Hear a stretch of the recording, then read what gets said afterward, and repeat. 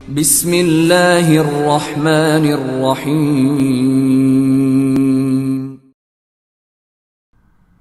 Episode 6۔ کتاب کا نام رزم و بزم، ساز و نغمہ، حسن و عشق اور محلاتی سازشوں کے جال میں پھنسے ہوئے انسانوں کی وقت کے ہاتھوں ذلت و رسوائی کی جانگداز داستانیں۔ مصنف الیاس سیتاپوری۔ موصل کا رہنے والا ابراہیم فن موسیقی میں اپنا جواب نہ رکھتا تھا۔ اس نے فن موسیقی قبیلہ خزاعہ کے غلام ابو وہب عبداللہ سے حاصل کیا تھا۔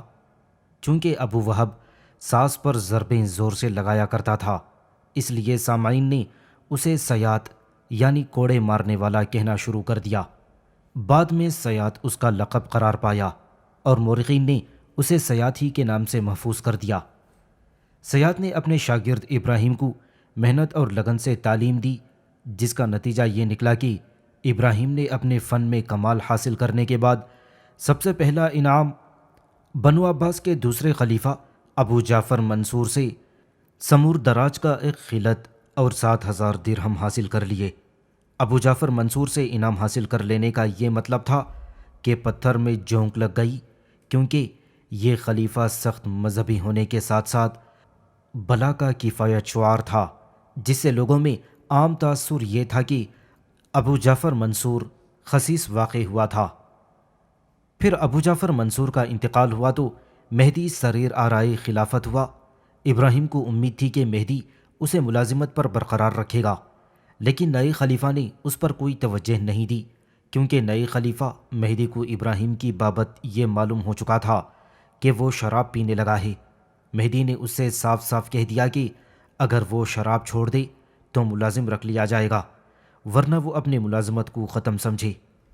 ابراہیم نے انکار کر دیا اور دربار کا آنا جانا موقوف کر دیا، اور مہدی کے دونوں بیٹوں ہادی اور ہارون رشید سے تعلقات استوار کر لیے۔ مہدی کو اس کی اطلاع ملی تو اس نے ابراہیم کو دربار میں طلب کیا۔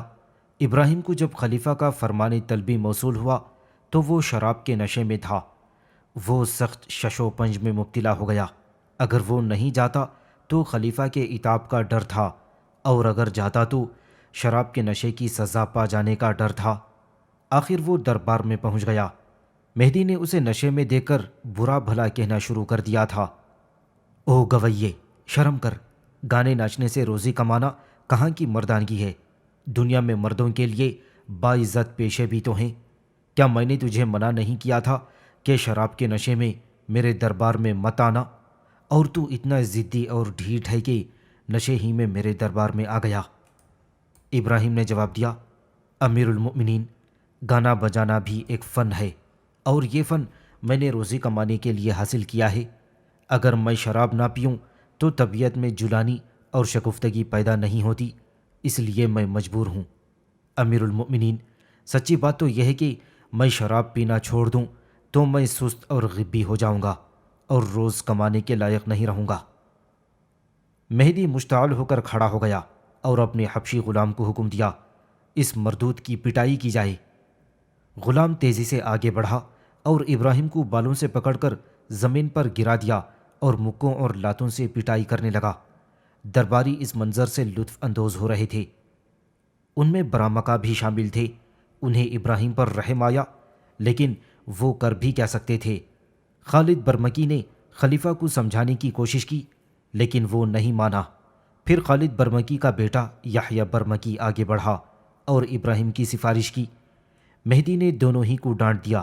یحییٰ سے کہا، یحییٰ، تو رشید کا اتالیق بھی ہے، اس لیے تیرا یہ فرض ہے کہ تو اپنے شاگرد رشید کو اس سفلے اور پنچ کی صحبت سے دور رکھے۔ اور پھر ایک دم گرم ہو گیا، لیکن میں اس کمین اور رذیل کو قید خانے میں کیوں نہ ڈلوا دوں؟ مہدی کے حکم سے ابراہیم کو قید خانے میں ڈال دیا گیا، لیکن کچھ عرصے بعد اس شرط پر رہا کر دیا گیا کہ ابراہیم خلیفہ کے بیٹے ہادی اور ہارون سے دور رہے گا۔ پھر ابراہیم دونوں شہزادوں سے دور دور رہنے لگا۔ ہادی اور ہارون کو بھی بڑا خلق تھا، وہ دونوں ابراہیم سے ملنے کے لیے بے چین رہنے لگے۔ اور پھر ایک دن ابراہیم کو گھیر لیا گیا، چوری چھپے تخلیے میں لے گئے اور مل جل کر شراب کنیزیں طلب ہوئیں اور موسیقی کی محفل آراستہ ہوئی، ابراہیم بہت زیادہ خوف زدہ تھا، اور خوف نے شراب کا نشہ کافور کر دیا تھا، اور نوجوان حسین اور طرح دار کنیزوں کے ہیجان انگیز شباب اور سریلی آوازوں نے اپنا سحر کھو دیا تھا۔ یہاں ہادی نے ابراہیم کو یقین دلایا کہ وہ بار خلافت سنبھالتے ہی اسے اپنا ندیم بنا لے گا اور سارے دلدل دور کر دے گا۔ اس دن ابراہیم نے اپنا گانا بھی سنایا اور کنیزوں سے بھی سنا۔ دونوں شہزادے بہت محظوظ ہوئے۔ استاد کو انعام و اکرام بھی دیا گیا، لیکن استاد ابراہیم کے چہرے کی اداسی نہیں گئی۔ گانے کے بعد کنیزوں نے اسے گھیر لیا اور راگ راگنیوں کی باتیں کرنے لگیں۔ ابراہیم افسردگی اور مردہ دلی سے انہیں بتاتا سمجھاتا رہا۔ کنیزیں اس یگانہ روزگار کی اداسی پر افسوس کر رہی تھیں۔ ایک کنیز نے دعایا انداز میں کہا، خدایا امیر المؤمنین کو استاد ابراہیم کے حق میں نرم کر دے۔ دوسری کنیزوں نے جواب میں آمین کہی۔ ابراہیم نے کنیزوں کا شکر ادا کرتے ہوئے کہا، اے میں ہو شان طرب، میں تمہارا کس زبان سے شکر ادا کروں؟ اگر دونوں شہزادوں کی قدردانیاں اور تمہاری پرستاریاں میرے شریک حال نہ ہوتی تو میں مر چکا ہوتا۔ قسمت میرا ساتھ نہیں دے رہی، تم دعا مانگ رہی ہو، خدا امیر المؤمنین کو میرے حق میں رحم کر دے، جبکہ میں دعا مانگ رہا ہوں کہ خدایا تو میری قسمت کی برگشتگی دور کر دے۔ ہارون رشید کو یہ بات بہت بری لگی۔ وہ غصے میں کھڑا ہو گیا اور بولا، استاد ابراہیم، تم نے جو دعا مانگی وہ امیر المؤمنین کے حق میں بد دعا ہے اور میں اسے برداشت نہیں کر سکتا۔ سامعین سے گزارش کی جاتی ہے کہ ہمارے دونوں چینلز کے پلیٹ فارم سے جتنی بھی آڈیو بکس کی ریکارڈنگ کمپلیٹ ہو چکی ہے اسے خود بھی سنیں اور زیادہ سے زیادہ شیئر کرنے کی کوشش کریں، اور ہمارے سوشل میڈیا پلیٹ فارم کے لنکس ڈسکرپشن میں دیے گئے ہیں۔ ہمیں سبسکرائب اور فالو ضرور کریں تاکہ آپ کو ضروری اپڈیٹس ملتے رہیں، اور ہماری ٹیم کی فنانشیل سپورٹ کے لیے پیٹریون کی لنک ضرور چیک کریں۔ جزاک اللہ۔ لیکن ہادی نے ہارون کو ڈانٹ دیا، ہارون زیادہ تیزی نہ دکھا، استاد ابراہیم دعا مانگنے میں حق بجانب ہیں، اس میں تو نے امیر المؤمنین کے حق میں بد دعا کا پہلو کہاں سے نکال لیا؟ ہارون نے جواب دیا، بھائی ہادی، موجودہ حالات میں امیر المؤمنین کی زندگی میں تو استاد کی قسمت بدلنے سے رہی، اور اس کی برگشتگی اسی وقت دور ہوگی جب امیر المؤمنین ہم میں نہیں رہیں گے۔ ہادی مذاق اڑانے کے انداز میں قہقہے لگانے لگا اور بولا، خوب خوب، بڑی دور کی سوجھی، واللہ اسی کو اندیشہ ہائے دور دراز کہتے ہیں۔ ہارون نے زور زور سے پاؤں پٹکے اور باہر جانے لگا۔ ہادی نے لپک کر اسے دونوں شانوں سے پکڑ لیا اور بولا، ہارون یہاں سے تو برہم ہو کر نہیں جائے گا، اور اگر باہر نکل کر تو نے استاد کو کسی قسم کی گزن پہنچانے کی کوشش کی تو یہ بھی سن لے کہ میں بہت دور تک استاد ہی کا ساتھ دوں گا، اور تجھے یہ بات بھی یاد رہے کہ میں تیرا بھائی ہادی مستقبل کا خلیفہ ہوں، اور امیر المؤمنین کی مخالفت مول لینا عقل مندی نہیں ہے۔ ہارون نے نہایت مختصراً جواب دیا، بھائی ہادی، میں شہزادہ ہوں اور کوئی بھی شہزادہ غلاموں کی طرح چغل خوری نہیں کر سکتا۔ پھر ایک دم ابراہیم کی طرف مڑا، اور استاد ابراہیم، تم اپنے دل میں خوف اور تردد کو نکال دو، میں تمہارا بھی برا نہیں چاہتا۔ ہارون یہ کہہ کر چلا گیا تھا۔ ہادی اسے جاتے ہوئے دیکھتا رہا، یہاں تک کہ ہارون کے چلے جانے کے کچھ ثانیوں بعد بھی وہ اسی راہ پر نظریں جمائے رہا جس پر چل کر ہارون نظروں سے اوجھل ہوا تھا۔ ہادی نے پہلے استاد کی طرف دیکھا جو پہلے سے کہیں زیادہ سہما نظر آ رہا تھا۔ استاد کے بعد اس نے کنیزوں کی طرف دیکھا، وہ بھی خاصی خوفزدہ تھیں۔ ہادی نے مسکرا کر سبھی کو حکم دیا، جشن طرب گاؤ، خوب گاؤ، یہاں تک کہ آواز کی لے میں اندیشہ ہائے دور دراز دفان ہو جائے، فکر و تردد در بدری اختیار کرے۔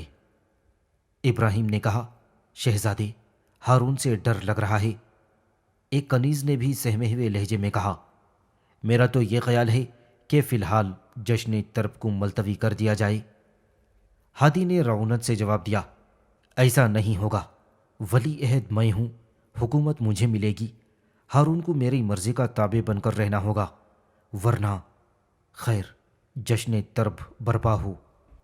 کنیزوں نے گانا شروع کر دیا۔ ابراہیم داد بھی دیتا اور اصلاح بھی کرتا جاتا۔ محفل شباب پر تھی، جیسے در و دیوار سے نغمے پھوٹ رہے ہوں۔ ہادی جھوم رہا تھا۔ وہ مغنیاؤں کو اپنے پاس بٹھا لیتا اور وارفتگی میں حد احتیاط سے آگے نکل جاتا۔ وہ بے اختیار بول اٹھا، واللہ موسیقی روح کی غذا ہے۔ امیر المؤمنین معلوم نہیں کیوں اس سے نفرت کرتے ہیں۔ موسیقی کے بغیر آدمی لطف اندوز کس طرح اور کس چیز سے ہو سکتا ہے؟ لیکن ابراہیم بدستور سہما ہوا تھا۔ وہ اچانک اٹھ کھڑا ہوا اور بولا، شہزادے، میرا دل بیٹھا جا رہا ہے۔ ایسا لگتا ہے جیسے کچھ ہو کر رہے گا۔ مجھے یہاں سے چلے جانے دو۔ ہادی ہنس کر بولا، استاد ابراہیم، آپ کے منہ سے شراب کی بو آ رہی ہے، اس لیے آپ اس وقت تک یہاں سے نہ جائیں جب تک کہ یہ بو باقی ہے۔ اس کے بعد ہادی نے درہموں کی ایک تھیلی استاد کی طرف بڑھا دی۔ ابراہیم نے بے صبر پن سے تھیلی اپنے زانوں تلے دبا لی اور جم کر بیٹھ گیا تھا۔ کچھ دیر بعد ایک خدمتگار خاتون اندر داخل ہوئی اور ہادی کو اشارے سے بلا کر ایک طرف لے گئی۔ ابراہیم کا چہرہ سفید پڑ گیا، کیونکہ خدمتگار خاتون ہادی سے جو کچھ بھی کہہ رہی تھی اس کا تعلق ابراہیم سے ضرور تھا، کیونکہ وہ باتوں کے دوران بار بار ابراہیم کو دیکھے جا رہی تھی۔ پھر اس نے ہادی کو بھی اپنی طرف دیکھتے ہوئے پایا۔ اب ابراہیم کا ایک لمحہ بیٹھنا بھی دو بھر ہو گیا تھا۔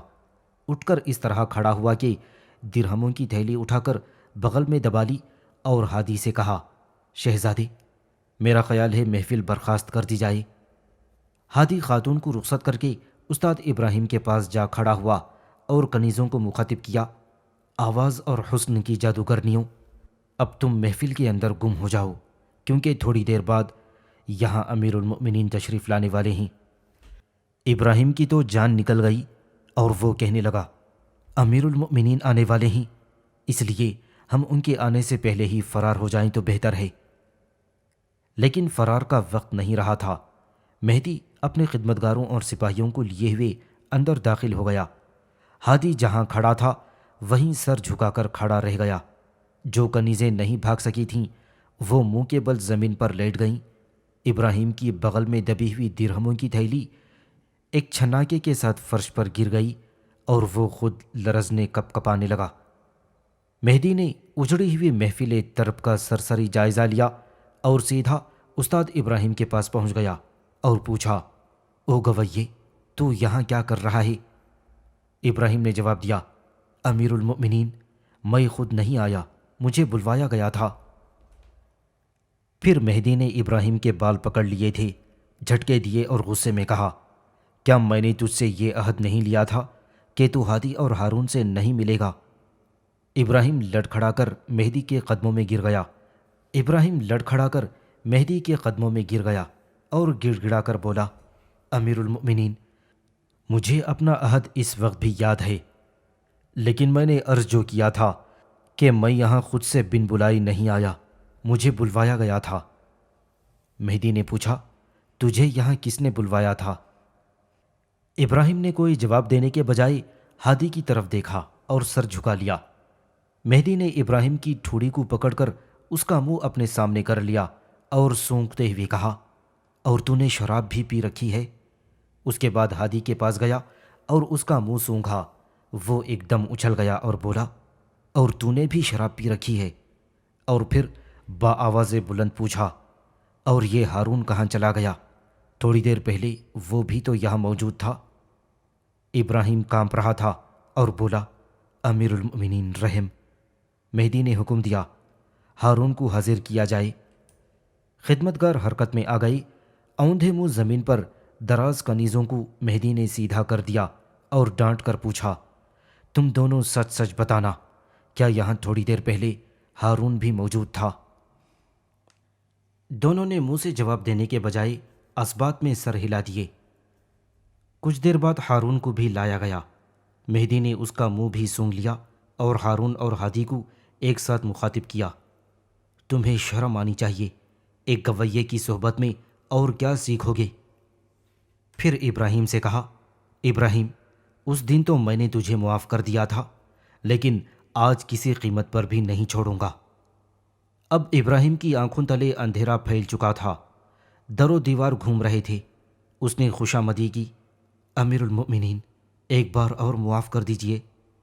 مہدی نے سختی سے انکار کیا، نہیں، ہرگز نہیں، کسی قیمت پر بھی نہیں۔ اور پھر آواز آئی، ارے کوئی ہے جو اس جھوٹے اور عہد شکن گویے کو 300 کوڑے لگا دے۔ مہدی کا جلاد اس کے آس پاس ہی موجود تھا۔ وہ کوڑا سنبھال کر ابراہیم کی طرف بڑھا۔ ابراہیم بچے کی طرح رونے لگا تھا۔ امیر المؤمنین، میں اب قسم کھانے کو تیار ہوں کہ میں دونوں شہزادوں سے زندگی بھر نہیں ملوں گا۔ مہدی نے کہا، میں تیری قسموں پر اعتبار نہیں کر سکتا، تو شرابی ہے اور میں شرابی پر اعتماد کرنے کو تیار نہیں۔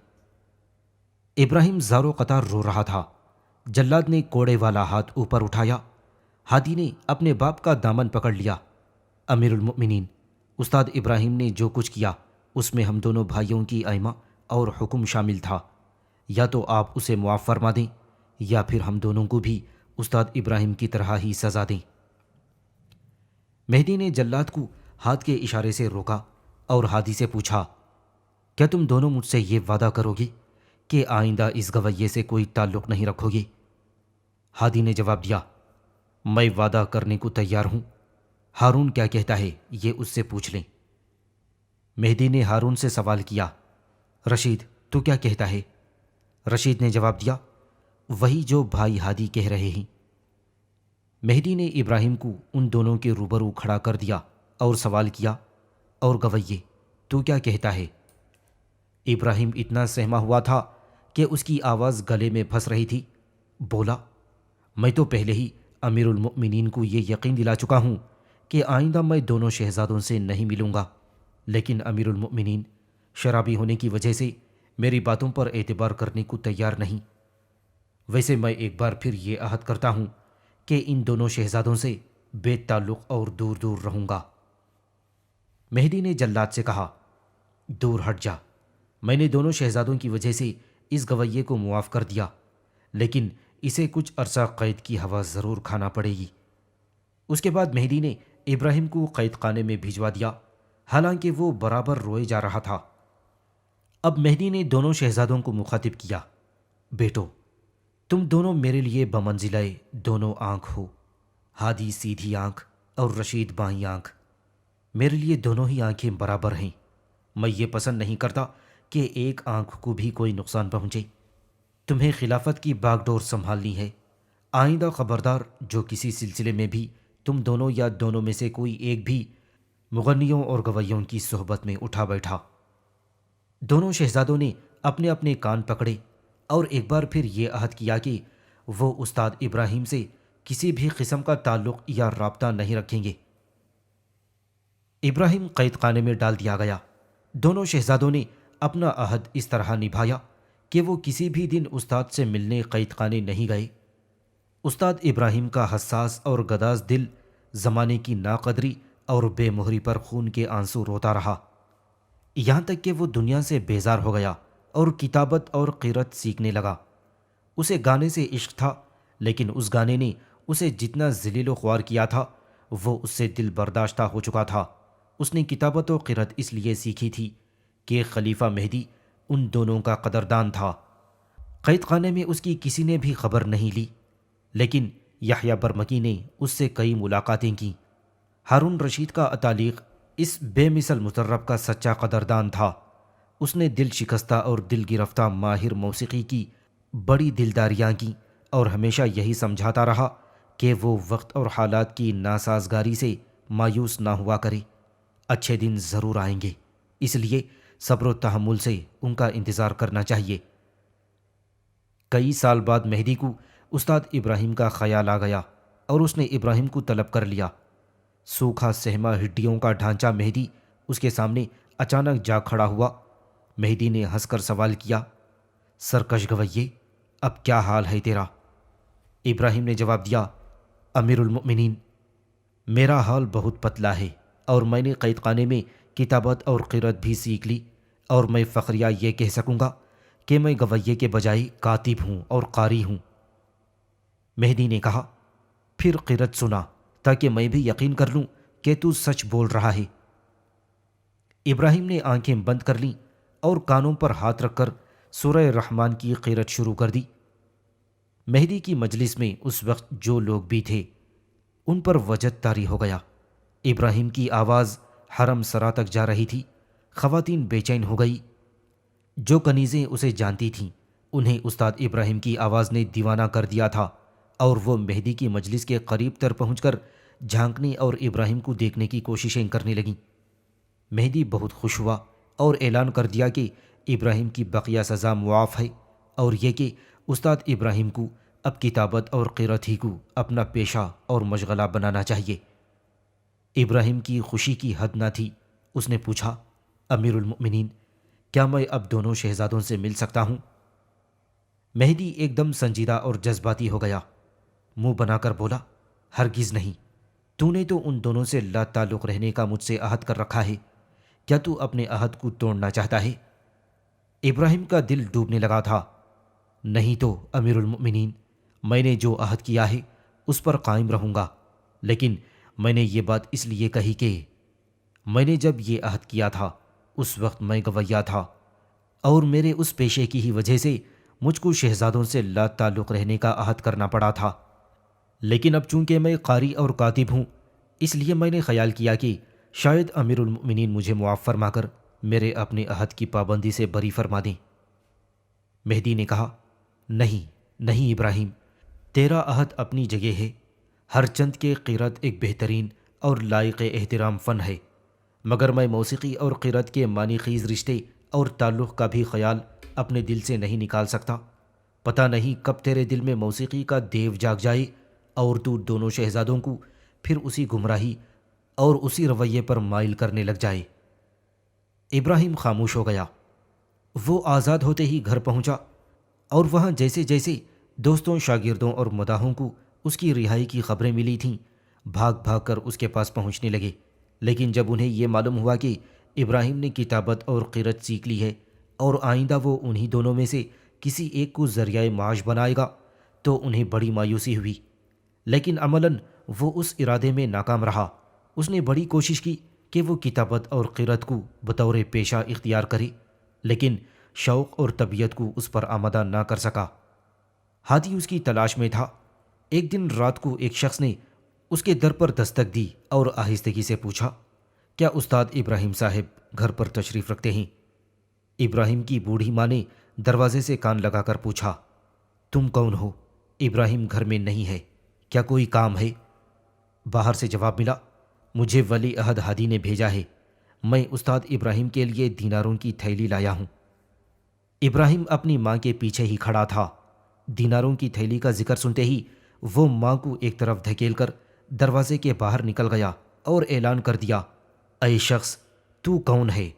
میں ہوں استاد ابراہیم، لا وہ تھیلی دے دیناروں والی۔ اس شخص نے اندھیرے میں ابراہیم کو دیکھنے اور پہچاننے کی کوشش کی اور پھر بولا، استاد ابراہیم، میں روشنی میں آپ کو دیکھ اور پہچان کر تھیلی دینا چاہتا ہوں۔ ابراہیم نے پکار کر اپنی ماں کو مخاطب کیا، ماں ذرا چراغ تو لانا، تاکہ میں اس شخص کو اپنی شکل دکھا کر یہ یقین دلا سکوں کہ میں ہی استاد ابراہیم ہوں اور اس سے دیناروں کی تھیلی لے لوں۔ تھوڑی دیر بعد ماں چراغ لے کر آ گئی اور آنے والے نے اس کی روشنی میں استاد ابراہیم کو پہچان کر دیناروں والی تھیلی دے دی۔ تھیلی دینے کے بعد اس شخص نے کہا، ولی عہد نے دریافت کیا ہے کہ آپ ان سے کب ملاقات کریں گے۔ ابراہیم سٹپٹا گیا اور بولا، لیکن میں ہادی سے کس طرح مل سکتا ہوں؟ میں نے تو امیر المؤمنین سے یہ عہد کر رکھا ہے کہ دونوں شہزادوں سے کبھی نہیں ملوں گا۔ ولی عہد سے کہہ دینا کہ افسوس میں نہیں مل سکوں گا۔ اس شخص نے کہا، لیکن جناب استاد ابراہیم، ولی عہد نے یہ دیناروں کی تھیلی اس لیے آپ کو بھیجی ہے کہ آپ اسے وصول فرما کر ان سے ملاقات کر لیں۔ اب اگر آپ ولی عہد سے ملنا نہیں چاہتے تو دیناروں والی تھیلی مجھے واپس کر دیں، تاکہ میں ولی عہد کو آپ کے انکار سے مطلع کر دوں۔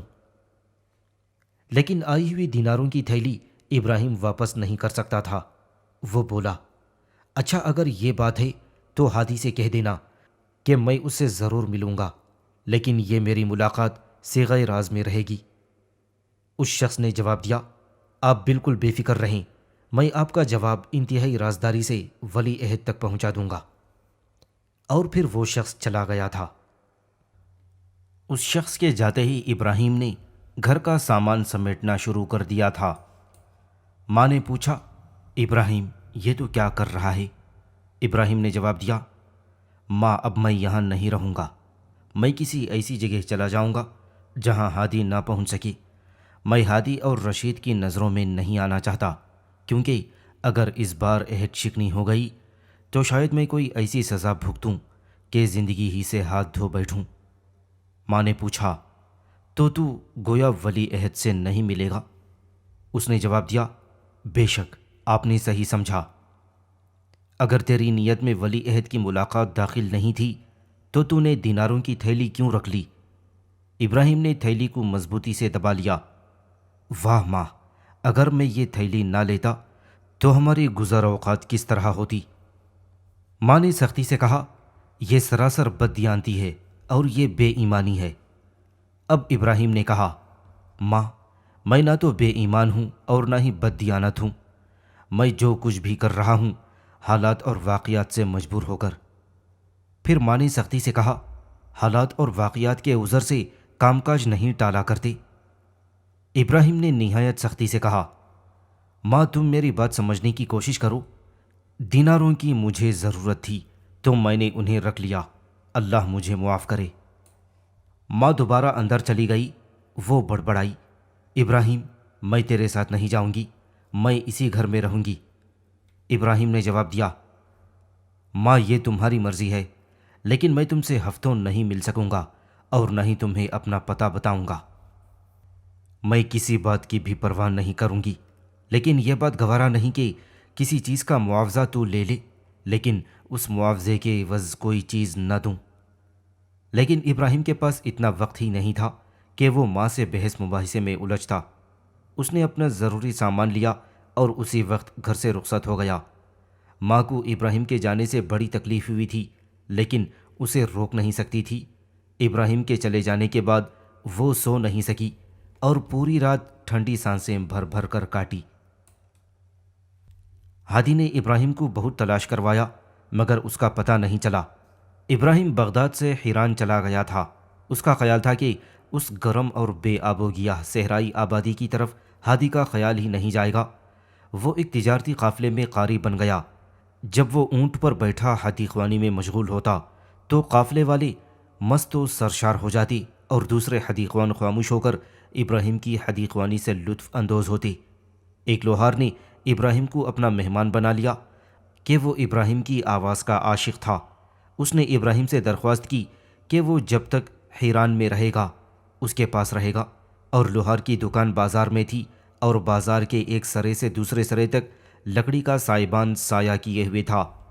ابراہیم کو مہمان بن کر کھانے میں شرم محسوس ہوئی۔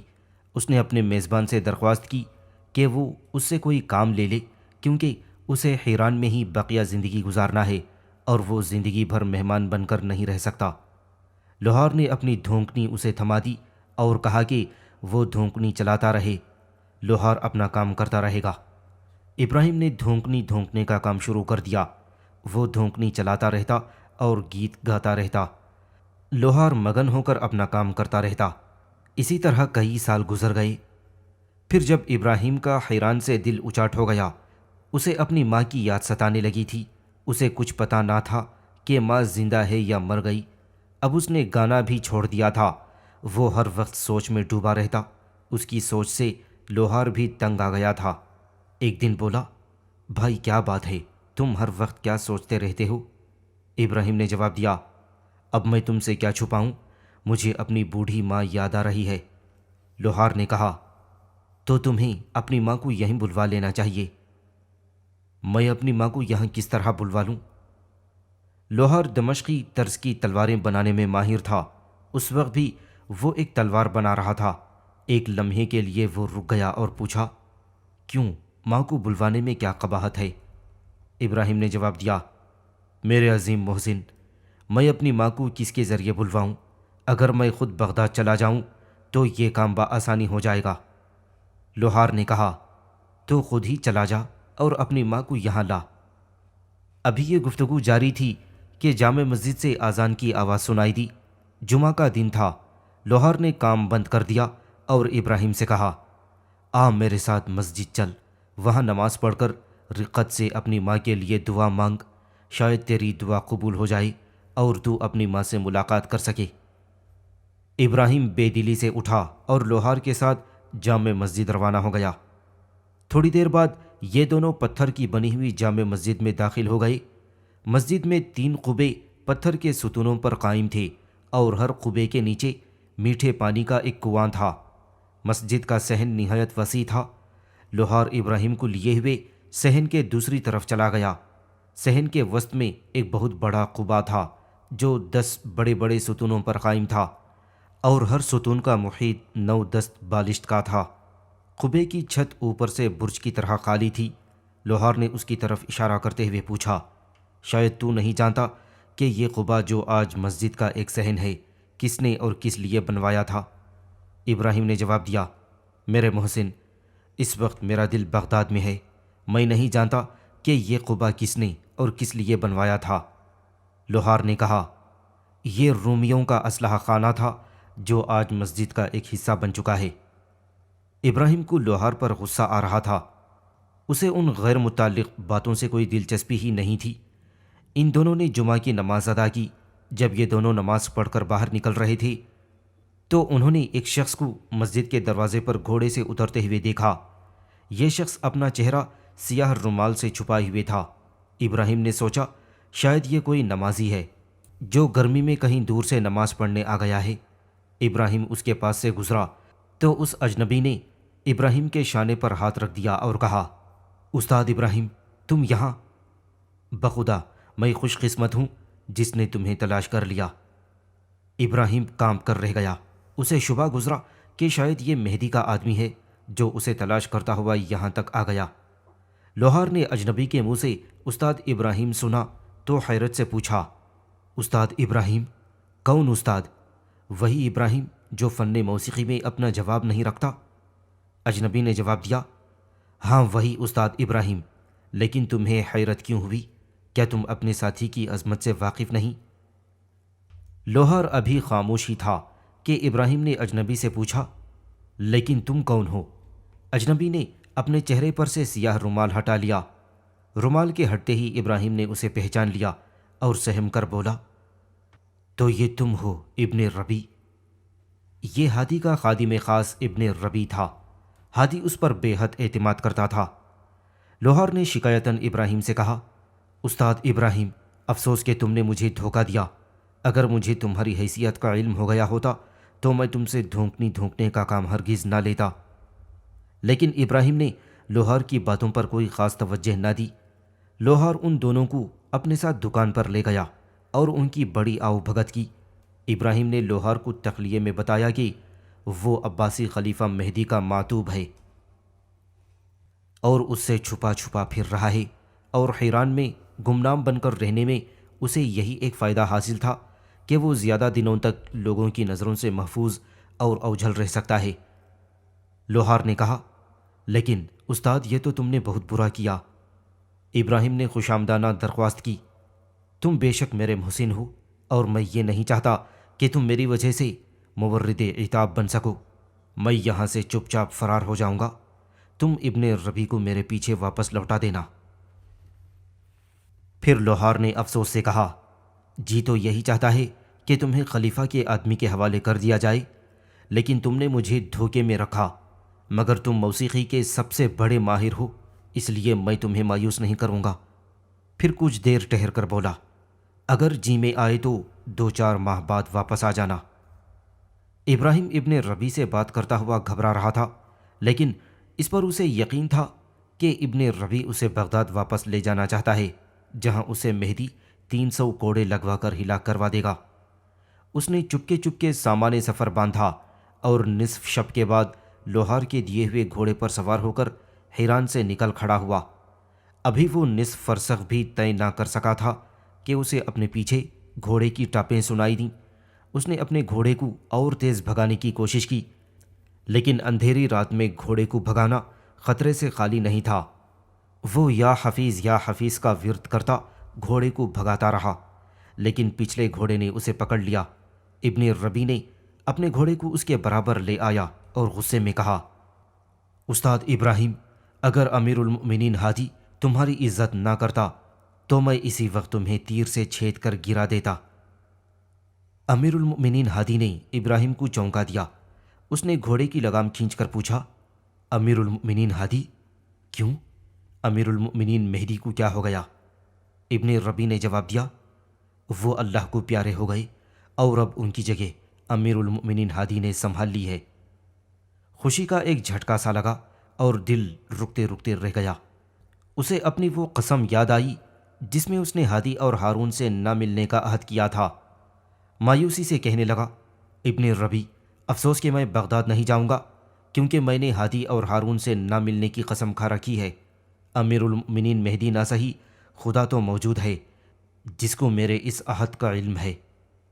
ابن ربی نے سختی سے کہا، استاد فضول باتیں مت کرو، جب امیر المؤمنین ہادی تجھے خود ہی بلا رہے ہیں تو اپنے عہد اور قسم کی فکر نہ کرنا چاہیے۔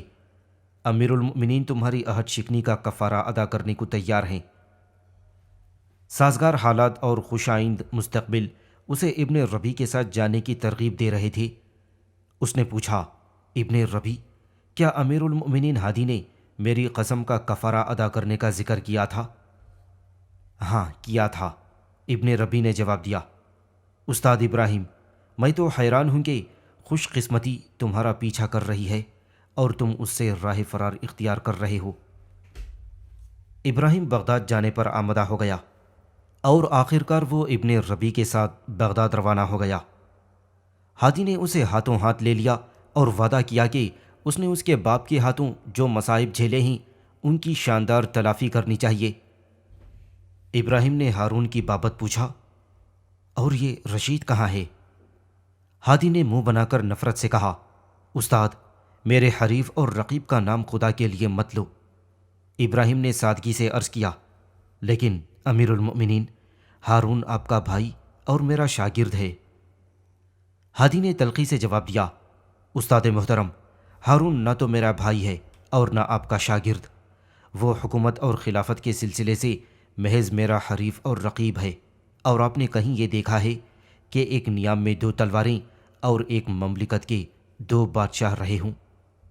ابراہیم نے کہا، نہیں، ایسا نہیں ہوا، کیونکہ ایسا ہونا غیر فطری ہے۔